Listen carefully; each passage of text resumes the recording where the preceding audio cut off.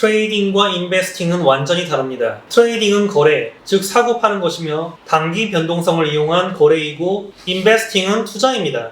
행동 경제학에 의하면 인간의 위험 회피 심리와 행동이 단기적 변동성과 손실을 만듭니다. 첫 번째로 인베스팅에 대해서 알아보겠습니다. 인베스팅에 있어서 개인이 취해야 할 행동은 정해져 있습니다. 기계적으로 움직인다. 모든 감정을 배제하고 카지노 딜러가 테이블에서 플레이하듯 기계적으로 움직이는 수밖에 없습니다. 독립시행의 원리를 종교적으로 신봉해야 합니다. 문제는 이것이 인간의 본능을 정면으로 위배할 때가 많아서 쉽지 않은 일입니다. 쉽게 표현하면 그냥 사서 아무것도 안 하고 묵혀둔다입니다. 현재 시스템에서 화폐의 가치는 장기적으로 우하향하기 때문에 어떤 것이든 사서 묵혀둡니다. 그러면 대부분은 단기적 변동성은 있을지언정 장기적으로 우상향합니다. 대신에 위험도가 클수록 기대 수익률도 크고 반대로 변동성도 크고 제로로 갈 가능성 또한 높기 때문에 본인의 리스크 테이킹 성향과 자산의 고평가 저평가 여부를 따져서 적절한 포트폴리오를 구성하는 것이 중요합니다. 즉 아주 쉽게 한마디로 말하면 인베스팅을 할 때는 의미 있는 양의 시드를 버리는 화폐라고 생각하고 사놓고 잊어버린다. 모든 자산에 해당하는 이야기이고 행동 경제학과 금융공학의 기초를 둔 학문적인 근거가 있는 이야기이며 저는 이대로 합니다. 그럼 반대로 트레이딩을 할 때는 어떻게 해야 하는가? 간단히 말해서 처음 넣은 시드가 본인의 그릇입니다. 거기까지가 그릇이고 그 시드로 벌어도 더 늘려도 안 되고 그 시드로 잃어도 더 넣어도 안 됩니다. 항상 개인들이 당하는 패턴은 일정합니다. 남들이 1루타, 2루타, 3루타 홈런 치고 장이 좋을 때 그제서야 헐레벌떡 들어갑니다. 그리고 장이 좋으니까 항상 초반에 좀 수익을 봅니다. 그런데 특징이 간이 작아서 시드가 엄청 작습니다. 그러다가 조금 수익을 내면 반드시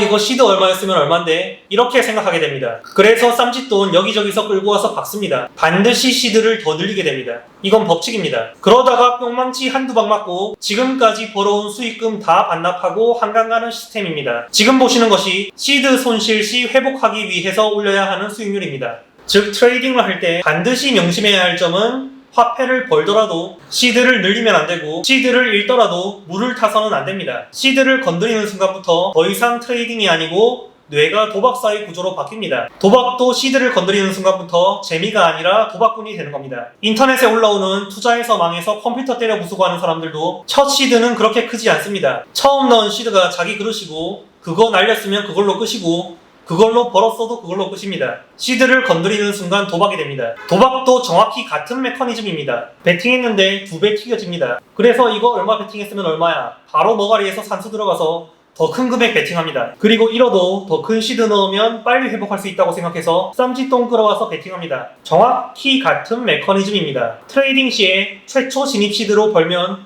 목표 수익률에서 출구 전략으로 나오거나 잃으면 그걸로 복구를 하거나 해야지 시드를 건드리면 안 된다는 겁니다. 즉 트레이딩을 할 시에는 시드 관리만 기억하면 망하지 않고 자기 그릇만큼 트레이딩 할 수 있습니다.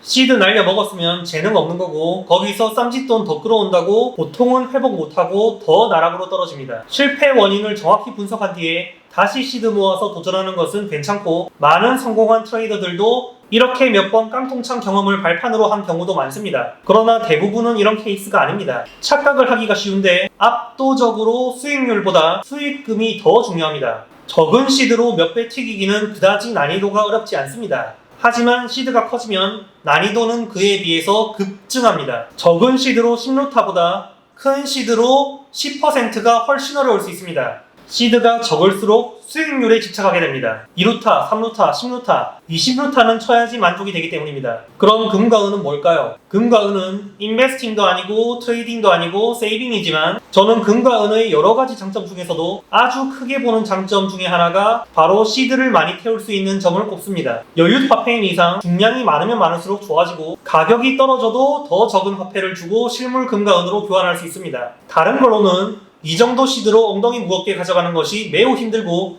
이런 특징을 가진 자산은 많지 않습니다. 부동산이 비슷할 수 있는데 퍼센트로 보면 딱히 엄청난 건 아니라고도 볼 수 있지만 시드가 크게 태워져 있고 엉덩이 깔고 눌러 살 수 있으니까 지금까지 좋은 자산 증식과 자산 파킹 수단이 되어 온 겁니다. 종합해서 인베스팅이나 금은 세이빙을 할 시에는 의미 있는 양의 시드를 버리는 화폐라고 생각하고 사놓고 잊어버리면 되고 트레이딩을 할 시에는 최초 시드가 자기 그릇이고 거기서 잃든 벌든 시드를 건드리면 안 됩니다. 이것만 기억해도 한강 뷰는 못 보더라도 한강 입수할 일은 생기지 않습니다. 감사합니다.